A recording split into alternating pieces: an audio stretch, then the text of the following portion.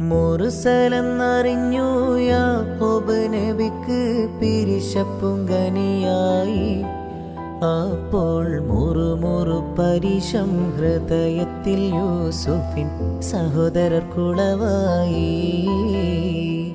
ഒരു ദിനം അവർ ചെമ്മരിയാടും ഒരുമിച്ചൊരു കട്ടിലണവായി.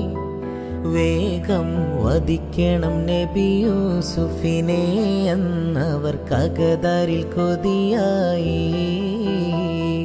യാക്കോബ് നബിക്ക് പ്രിയമുള്ള മകനായി യൂസുഫ് വരവായി.